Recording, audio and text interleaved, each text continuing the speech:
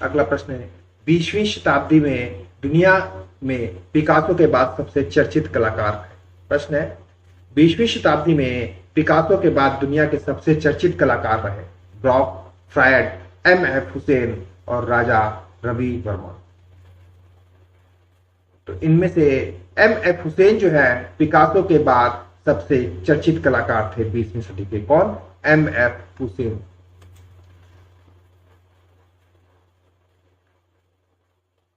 अगला प्रश्न है, चित्रकला की वाच तकनीक में कार्य करते हुए एक नया कीर्तिमान स्थापित किया। प्रश्न है, चित्रकला की वाच तकनीक में कार्य करते हुए एक नया कीर्तिमान स्थापित किया। ललित मोहन सेन ने, लाला दीनदयाल ने, बद्रीनाथ आर ने और मदन लाल नागर ने। तो बताइए किसने किया एक नया कीर्तिमान स्थापित? तो इनमें से बद्रीनाथ आर ने वॉच तकनीक में कार्य करते हुए एक नया कीर्तिमान स्थापित किया था। किसने? बद्रीनाथ आर ने वॉच तकनीक ने कार्य करते हुए एक नया कीर्तिमान स्थापित किया। अगला प्रश्न है, एक कुशल चित्रकार के साथ साथ उतने ही निपुण मूर्तिकार भी थे। प्रश्न है, एक कुशल चित्रकार के साथ साथ उतने ही निपुण मूर्तिकार भी थे। ऑप्शन है सुधीर खासगीर, रणवीर सिंह बिष्ट, आसिफ हलदार और हरिहर लाल मेड़। तो इनमें से सुधीर रंजन खासगीर जो है मूर्तिकार के साथ साथ चित्रकार भी थे, या चित्रकार होने के साथ साथ एक निपुण मूर्तिकार भी थे। कौन? सुधीर रंजन खासगीर।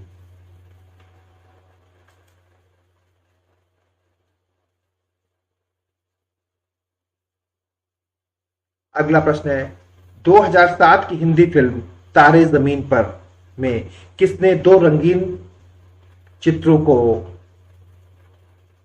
दर्शील साफरी और आमिर खान के ईशान और निकुम के किरदार थे बनाया था? प्रश्न है, 2007 की हिंदी फिल्म तारे जमीन में किसने दो जल रंगीन चित्रों को बनाया था? ऑप्शन है रजा ने, तैयब मेहता ने, समीर मंडल ने और धनराज भगत ने। दोस्तों इस प्रश्न को हम इस तरह ही पूछ सकते हैं कि तारे जमीन पर जो दो चित्र बने थे किससे? जल रंग से, उसे किसने बनाया था? तो उसे समीर मंडल ने बनाया था। वर्ल्ड हेरिटेज डे कब मनाया जाता है? 16 फरवरी, 19 अगस्त, 8 मार्च और 18 अप्रैल। तो वर्ल्ड हेरिटेज डे जो है वो 18 अप्रैल को मनाया जाता है। प्रश्न है, 68वें राष्ट्रीय फिल्म पुरस्कारों में किस फिल्म को सर्वश्रेष्ठ फिल्म का पुरस्कार दिया गया? न्यूटन, धप्पा, सोराराई, पोट्रू और टॉयलेट एक प्रेम कथा। तो इनमें से 68वें राष्ट्रीय फिल्म पुरस्कारों में सोराराई पोट्रू को सर्वश्रेष्ठ फिल्म का अवार्ड दिया गया। अगला प्रश्न है, हिम्मत शाह किस रूप में जाने जाते हैं? प्रश्न है, हिम्मत शाह किस रूप में जाने जाते हैं? शिल्पकार के रूप में, कला इतिहासकार के रूप में, कला आलोचक के रूप में और संगीत निर्देशक के रूप में। तो हिम्मत शाह जो है एक शिल्पकार के रूप में या मूर्तिकार के रूप में जाने जाते हैं। अगला है, पद्म भूषण से सम्मानित प्रख्यात अमूर्त दृश्य चित्रकार एवं प्रसिद्ध लेखक जिनका 14 अप्रैल 2018 को दिल्ली में निधन हो गया। प्रश्न है, पद्म भूषण से सम्मानित प्रख्यात अमूर्त दृश्य चित्रकार एवं प्रसिद्ध लेखक जिनका 14 अप्रैल 2018 को नई दिल्ली में निधन हो गया। एम.एफ. हुसैन, राम कुमार, विवान सुंदरम और इनमें से कोई नहीं। तो दोस्तों उस लेखक और चित्रकार का नाम है राम कुमार। क्या नाम है? राम कुमार। अगला प्रश्न है, इंटरनेशनल आर्टिस्ट डे कब मनाया जाता है? प्रश्न है, इंटरनेशनल आर्टिस्ट डे कब मनाया जाता है? 5 अक्टूबर को, 25 अक्टूबर को, 15 अक्टूबर को, 5 जुलाई को और 12 दिसंबर को। तो इंटरनेशनल आर्टिस्ट डे जो है वो 25 अक्टूबर को मनाते हैं। कब मनाते हैं इंटरनेशनल आर्टिस्ट डे? 25 अक्टूबर को। अगला प्रश्न है, ब्रिटेन के एरिक गिल किस रूप में प्रसिद्ध हैं? मूर्तिकार के रूप में, छापाकार के रूप में, चित्रकार के रूप में, और इनमें से कोई नहीं। तो दोस्तों, ब्रिटेन के एरिक गिल कौन है? ब्रिटेन के एरिक गिल जो है वो एक मूर्तिकार के रूप में जाने जाते हैं। अगला प्रश्न है, 7 पनिहारी अंडर अमलताज ट्री किसकी रचना है? सुधीर रंजन खासकीर, रणवीर सिंह बिष्ट, मदन लाल नागर और बद्रीनाथ आर। तो दोस्तों, 7 पनिहारिन अंडर अमलताज ट्री सुधीर रंजन खासकीर की रचना है। अगला प्रश्न है, भारत सरकार ने मिथिला चित्रकला को किस वर्ष लोक चित्र के रूप में मान्यता दी? प्रश्न है, भारत सरकार ने मिथिला चित्रकला को किस वर्ष लोक चित्र के रूप में मान्यता दी? 1954, 1968, 1970 और 1905। तो दोस्तों, भारत सरकार ने मिथिला चित्रकला को 1970 में मान्यता दी थी। कब मान्यता दी थी? 1970 में। प्रश्न है, उस महाराजा व कला प्रेमी का नाम बताइए जिसने जयपुर बसाया था। प्रश्न है, उस महाराजा व कला प्रेमी का नाम बताइए जिसने जयपुर बसाया था। ऑप्शन है, राजा राम सिंह, महाराज प्रताप सिंह, सवाई जय सिंह और महाराज ईश्वरी सिंह। बताएं दोस्तों, जयपुर किसने बसाया था? तो जयपुर जो है वो सवाई जय सिंह ने बसाया था। किसने? सवाई जय सिंह ने जयपुर बसाया था। अगला है, कल्पसूत्र व रत्नासागर ग्रंथ किस शैली के हैं? प्रश्न है, कल्पसूत्र एवं रत्नासागर ग्रंथ किस शैली में चित्रित हुए? पहाड़ी शैली में, जैन शैली में, गुजरात शैली में और पाल शैली में। तो कल्पसूत्र एवं रत्नासागर जो ग्रंथ हैं वो जैन स्कूल या जैन शैली में चित्रित हुए। किसमें चित्रित हुए? जैन स्कूल या जैन शैली में।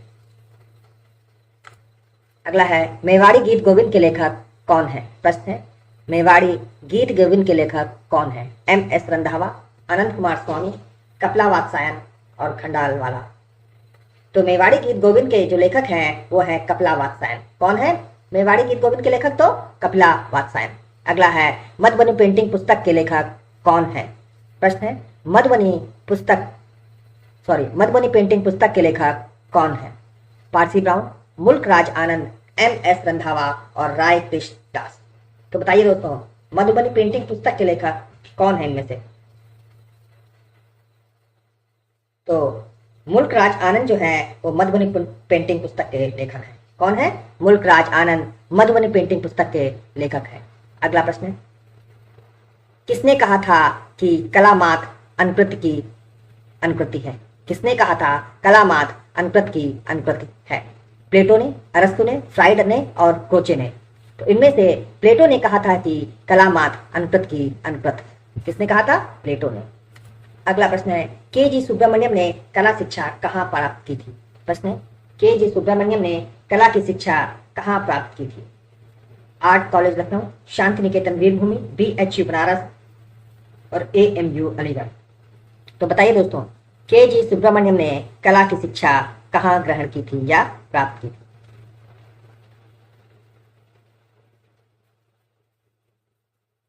तो KG सुब्रमण्यम ने शांति निकेतन वीरभूमि में कला की शिक्षा ग्रहण की थी। कहाँ ग्रहण की थी? शांति निकेतन वीरभूमि में।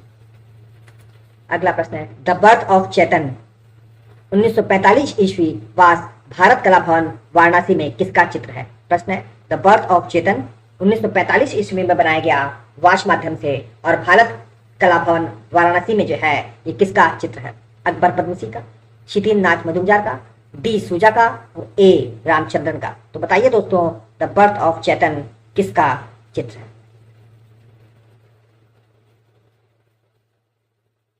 तो द बर्थ ऑफ चेतन जो भारत कला भवन वाराणसी में है और वाश पद्धति से बनाया गया वो शितिल नाथ मजुमदार का चित्र है। किसका? शितिल नाथ मजुमदार का।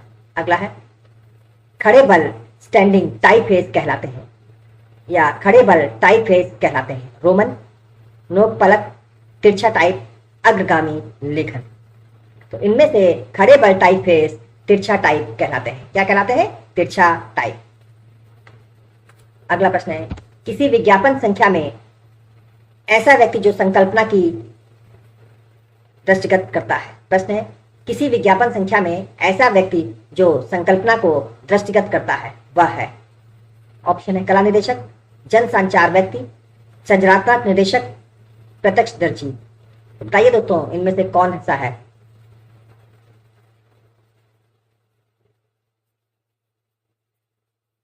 तो किसी विज्ञापन संस्था में उस व्यक्ति को जो संकल्पना को दृष्टिगत करता है उसे सृजनात्मक निदेशक कहते हैं। क्या कहते हैं? Creative director. अगला प्रश्न है, क्रिकेट खाओ क्रिकेट सोचो पियो डैश या निम्न में से किससे संबंधित है। प्रश्न है, क्रिकेट खाओ क्रिकेट सो पियो डैश या किससे संबंधित है। पेप्सी से, कोका कोला से, लिम्का से और थम्स अप से। तो बताइए दोस्तों किससे संबंधित है ये। तो क्रिकेट खाओ क्रिकेट सो और पियो कोका कोला या किससे संबंधित है। तो कोका कोला से। अगला है, मुद्रण में चौड़ाई की इकाई है। प्रश्न है, मुद्रण प्रिंटिंग में चौड़ाई की इकाई है पाइका, एम, सेंटीमीटर और कॉलम। दोस्तों मुद्रण प्रिंटिंग में चौड़ाई की इकाई जो है वो पाइका है। क्या है चौड़ाई की इकाई?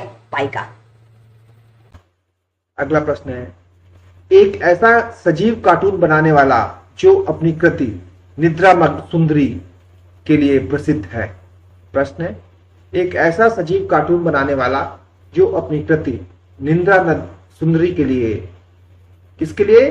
निद्रामग्न सुंदरी के लिए प्रसिद्ध है, वह कौन है? मिकी पटेल, वॉल्ट डिज्नी, पुलक विश्वास और डेविड ओगालवी। तो इनमें से जिसकी कृति है निद्रामग्न सुंदरी वह है वॉल्ट डिज्नी। कौन है? वॉल्ट डिज्नी है।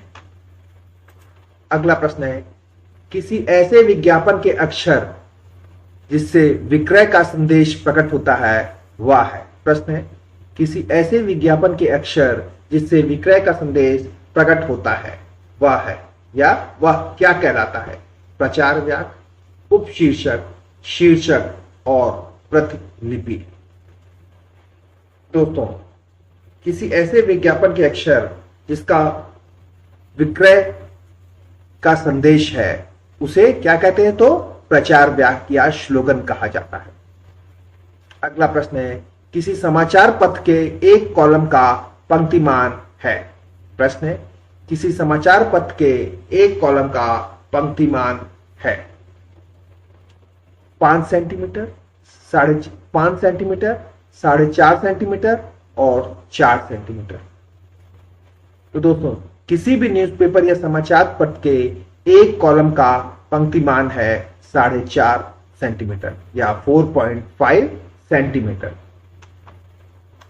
अगला प्रश्न है, राजकीय कला शिल्प महाविद्यालय लखनऊ की मासिक पत्रिका है। प्रश्न है, राजकीय कला शिल्प विद्यालय लखनऊ की मासिक पत्रिका है या मासिक पत्रिका कौन सी है? रचना, कला दीर्घा, कला त्रैमासिक और समकालीन कला। तो दोस्तों राजकीय कला शिल्प महाविद्यालय लखनऊ की मासिक पत्रिका रचना है। कौन सी है पत्रिका? रचना। अगला प्रश्न है, निम्न में कौन सी पत्रिका है जो केवल मुद्रण कला से संबंधित है? प्रश्न है, इनमें से कौन सी पत्रिका केवल मुद्रण कला से संबंधित है? A&M, India today, on looker और UADLC। तो बताइए दोस्तों इनमें से कौन सी पत्रिका जो है जो केवल मुद्रा कला से संबंधित है? किससे? मुद्रण कला से। तो इनमें से A&M पत्रिका जो है वो केवल मुद्रण कला से संबंधित है।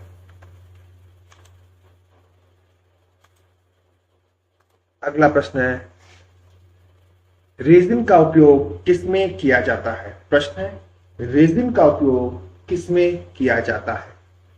मैजोटिंट में, ड्राई पॉइंटिंग में, एनग्रेविंग में और एक्वा टिंट में। तो रेजिन का जो प्रयोग होता है वह एक्वा टिंट में किया जाता है। किसमें करते हैं रेजिन का प्रयोग? एक्वा टिंट में।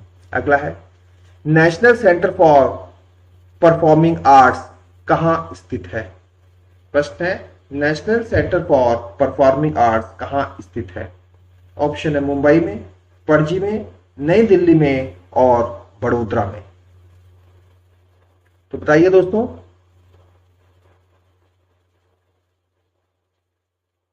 तो national centre for performing art जो है वो मुंबई में स्थित है। कहां स्थित है? मुंबई में। अगला है नमन पी आहूजा किस रूप में प्रसिद्ध है? प्रश्न है नमन पी आहूजा किस रूप में प्रसिद्ध है? चित्रकार के रूप में, कला समीक्षक के रूप में, कला इतिहासकार के रूप में और सौंदर्य शास्त्री के रूप में। तो बताइए नमन पी आहूजा क्यों प्रसिद्ध है?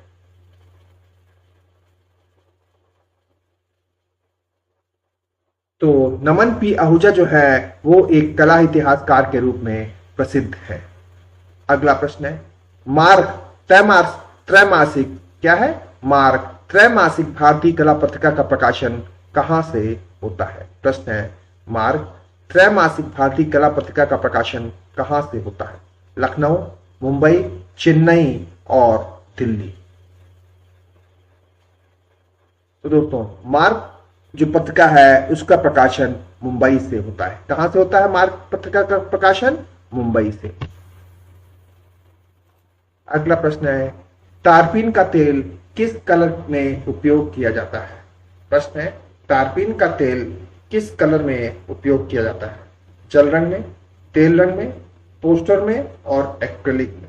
तो तारपीन का जो तेल है वो तेल रंग में उपयोग किया जाता है या तेल रंग के साथ उपयोग किया जाता है। कौन सा? तारपीन का तेल।